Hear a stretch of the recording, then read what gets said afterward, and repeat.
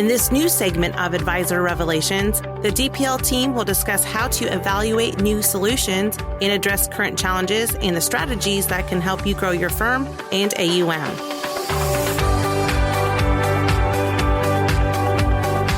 Hello and welcome to the Advisor Revelations podcast. I am Kameron McCray, Regional Vice President of Membership Success here at DPL Financial Partners.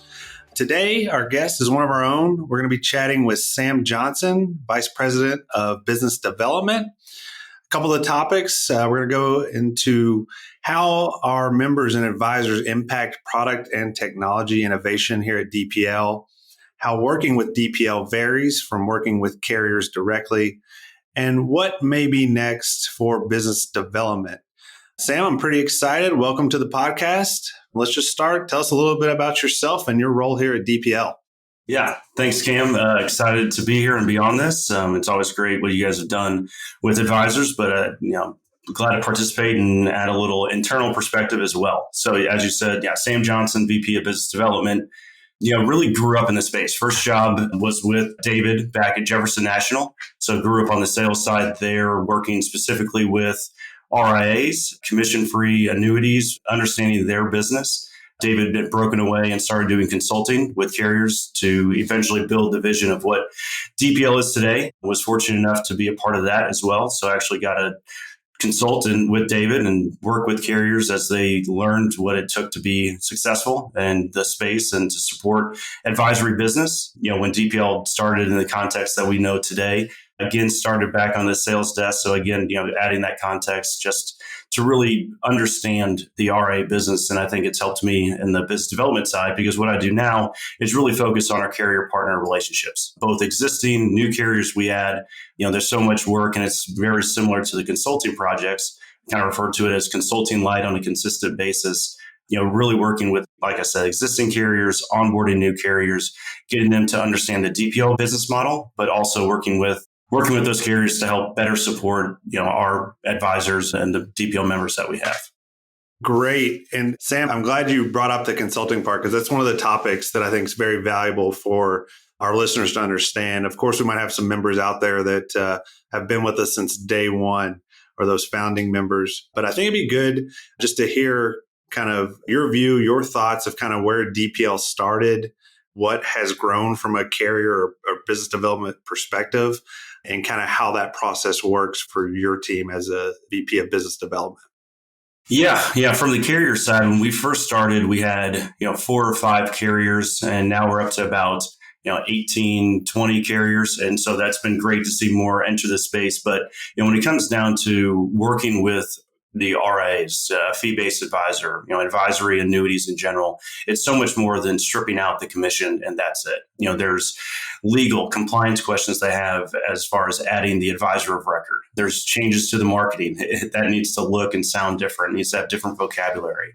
The technology requirements are very different with the way an advisor on the RIA side manages the contract, goes in, trades more, utilizes the contracts probably for more of their intended purposes.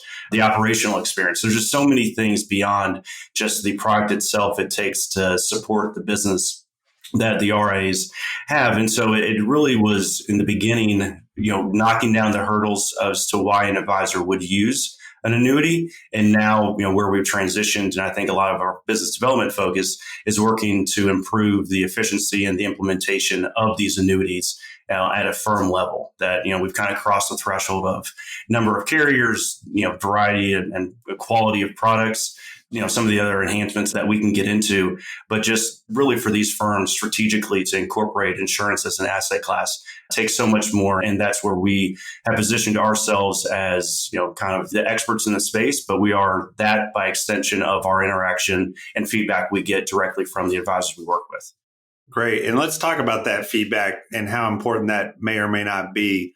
For our listeners, they probably are aware, we've grown a lot, and not only from how many carriers we have. I think we might have started with 9 carriers. You can correct me if I'm wrong. Back when we launched in 2018 to over 25 plus. So there's been great evolution on the carrier partner side, but then also from a membership number. And I think people don't understand what power that our advisors kind of give DPL when working with carriers and product evolution. Can you talk a little bit about, how important it is for DPL to have the membership base it does and what role they play? Yeah. So for these carriers, they have for the longest time had a very comfortable, we'll say, distribution experience. If they wanted to sell more products, they would lever up some rates or some commissions, and they have their existing distribution channels and their wholesalers. And people love steak dinners and popping in the office once a week. RIAs are so much different. And sitting on the sales side, they like doing their homework. They like being a value add to their clients, whether or not they go into an annuity, go into a bond fund, or whatever investment choice. They're making that, kind of agnostic of their compensation. So that just changes the dynamics of the value add that the carriers and the products need to have. So when we look at, the business model and the membership, these carriers have outsourced their distribution. They've outsourced the experience. They've outsourced the feedback loop through DPL. We know that now that's the preferred business model for these RIAs. They appreciate, and this is, obviously why DPL, goes about the business the way they do with the marketplace, with the membership, having transparency and competition, amongst the carriers to ultimately provide that better experience and those better client outcomes through the products. And a lot of the feedback we get is, originally even from some of my own experience sitting on the sales desk. But, now that we've, continually get that feedback loop through our consultants and directly from our members, we're taking that feedback directly to the carriers. We are the experts in the space, and we are who they look to for ways to not only improve the products, but improve marketing, operations, efficiencies. So there's so much work that gets done behind the scenes here at DPL, not only at a consultant level, at the operations, technology, marketing, to try to not only improve the overall experience, but really transforming an industry. So talking about that feedback loop and innovation, I think back to even product categories that didn't exist with RIAs. I lose track of time, but there was a time when MYGAs or multi-year guaranteed annuities did not even exist in the RIA space or commission-free world. I think of that when I think of kind of the power the members have. How beneficial is it to have that staying power of our members so that we can help carriers create new product sets like the MYGAs? Yeah. Originally, in the advisor annuity space, there really was the investment only VA, and it was a low cost 1035 vehicle. But as the acknowledgement of the academic support and certainly what carriers can do that certain investment categories cannot, there's so much opportunity for what these insurance products can do within the portfolio. So like you said, the MYGA is a perfect example of that. I think we helped one of our carriers create, the first advisory or commission-free MYGA, and that was beginning of, timestamp beginning of 2022. We had one carrier and one duration on the MYGA front, and with interest rate environments and just a lot of macro, micro economic conditions, it was a really good product and good solution. So we can take our membership base, this buying co-op, and go to the carriers and say, this is what they're asking for. This is where it fits within the portfolio, and here's where it's resonating. So where we sit today, I think there's about 8 carriers with 25 different durations in the MYGA front. And taking that a step further, now we've got transparency. Now we've got competition. So as far as those carriers looking at what other products there are, what other rates there are, what durations there are, surrender schedules going away, you've got this ever evolving and progressing product category that really started because of the feedback we got from our members. I think it's a great example of the power of the DPL business model, and touche to our member advisors for helping us out along the way.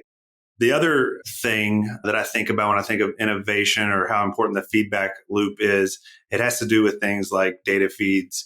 It has to do with things like what we'll call advisory-friendly VAs. Can you talk a little bit about kind of how that has evolved from, a carrier producing like what we'll call a generation 1 type product, kind of their first foray into the RIA space, and kind of where we're at today, and kind of how we've kind of helped push the carriers forward to provide some of those necessary things that RIAs need? Yeah. I mean, there's a lot of good reasons why advisors historically had not used annuities. When we first started and over the last couple of years, it's transitioned from, a 4-letter word to, an actual integral part of their portfolio from a value standpoint, both on the accumulation, protection, income, across the board standpoint. So taking that advisor feedback to knock down the hurdles as to why that initially buy an annuity. These are not solutions that are being sold like on the commission side. These are advisors making an allocation change to annuities and really deciding that's in the best interest of their client. So we knock down these hurdles for them to, purchase it and know where it fits. So you make that leap and you make those initial hurdles and they believe it and has all the academic support. But then you start thinking across the portfolio and advisors thinking about their entire book of business. So these implementation hurdles where annuities are going to start becoming more strategic within their practice management. So that goes to data feeds. No longer can they be held away assets that aren't showing up with the rest of the portfolio. So one thing we've done there is instead of relying on the carriers to go to each of the different platforms like Black Diamond and try to set up DTCC or data feeds directly, DPL's become a central hub for that. So we take direct feeds from all of our carrier partners, and then we'll push them to Black Diamond or we'll push them to other partners in the fintech space to let annuities and insurance products show up within the rest of the portfolio. Fee billing is another big thing, as you mentioned. As they fee bill on other assets, whether or not that's from a central cash account or directly from the product themselves, that's an area that carriers hadn't really thought was important in the past. But from the feedback of our advisors, that's resonated and been a really meaningful thing, again, to the practice and the strategic implementation of these annuities. So now you've seen, what was a couple of years ago or even 18 months ago, a nice to have is really starting to be more table stakes. You see that with surrender schedules. On the variable annuities, those have been gone for quite a while, but now because of the advisor feedback and the carrier competition, you're starting to see those be removed for the RILA or buffer categories with fixed index annuities. And now we're seeing even the MIGAs take away the surrender schedules. So we really try to take the feedback of what advisors do or don't like about the annuities, just categorically, and then also what helps them to implement them on a larger scale and really provide that directly back to the carriers to promote change. Yeah, it's been a ton of evolution over a short period of time. I know most of our listeners probably don't live it day to day like yourself and me, but it is great to see. For our listeners that, might not be as familiar with DPL as a business model, as a platform, can you touch just high level on what some of the differences are or benefits of working, with DPL versus going to carriers directly? The RIAs, they position themselves as fiduciaries, and the RIA embraces that business model. And it's why the rest of the industry is going towards that model is they like options. They like choice. They like being able to decide what's in the best interest of not only their practice, but in their client. So if you work with, one or maybe two carriers directly, which is, historically the way it's been, they've got an option for a 1035 or a VA or income with a fixed index annuity. But each carrier probably does something uniquely really well, but they don't do everything great. So that's really why DPL, was created, because it fits that RA business model, so much better to, again, have that transparency, have that competition, have that marketplace approach for the benefit of the advisor and the client. And instead of having to understand the nuances of, service issues and applications and how they go about, data feeds and all of that, DPL is really intended to be that white glove experience, that one single kind of source of truth that then we'll go back behind the curtain and work with the carriers to improve the experience. So it's definitely an evolution and there's definitely progress being made. But as we all know, the insurance industry has been the way it's been for a long time. And we've seen fee-based or commission-free approaches for all the other aspects of the financial community. And so insurance that we're excited about is kind of that last bastion that we're helping with the help of our membership change, and all for the benefit of the end consumer. Yeah, I think keeping kind of the similar theme going of evolution, I think of, how much our tech has grown, the discovery tools on our website. If the listeners haven't checked those out, they definitely should. Essentially just seeing how easy it is to compare across, DPL's platform when looking for a particular client situation. They're very easy to utilize. And I think a lot of that is in part to, one, our tech team, obviously, and then second, our business development team for being able to create, so many different carriers, so many different solutions, and providing that competitive nature that you see today if you run any of the tools. Sam, before we wrap up, I'd love to kind of hear your thoughts on what's next for business development. What are some of the exciting things you are working on, and what can you tell us, what it might look like if we were to have this conversation a year from now? What's changed? Yeah. I think of, what Schwab OneSource did for mutual funds, DPL is doing for annuities. And that's really exciting because we're kind of on that cutting edge of the advisor's insurance experience. So we've got a great relationship with Black Diamond. Cam, as you mentioned, we've got some of our discovery tools there. We send them data feeds, working on making the application experience better and more efficient within that Black Diamond Portfolio Center experience.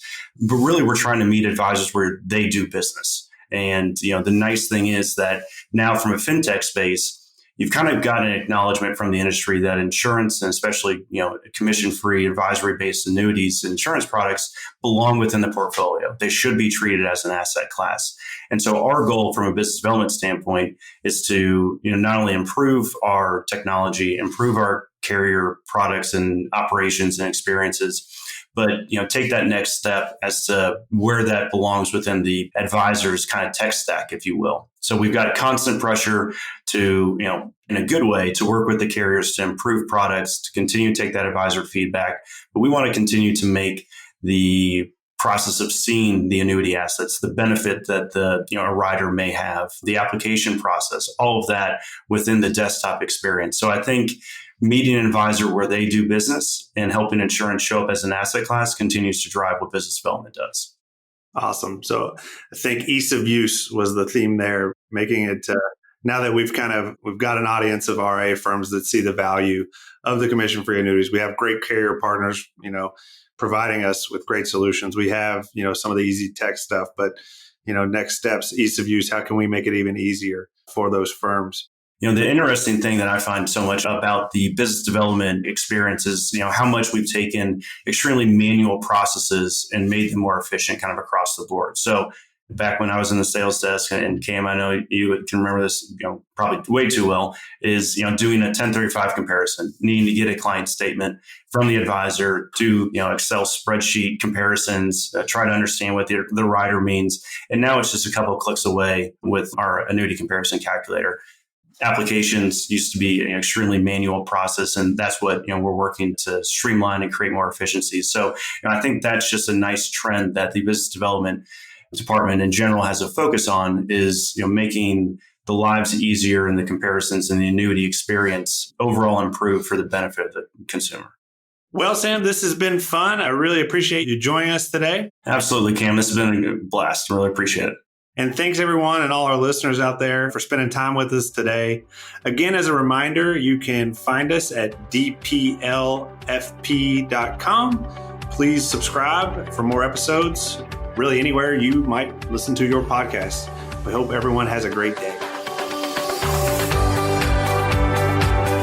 Thanks for listening.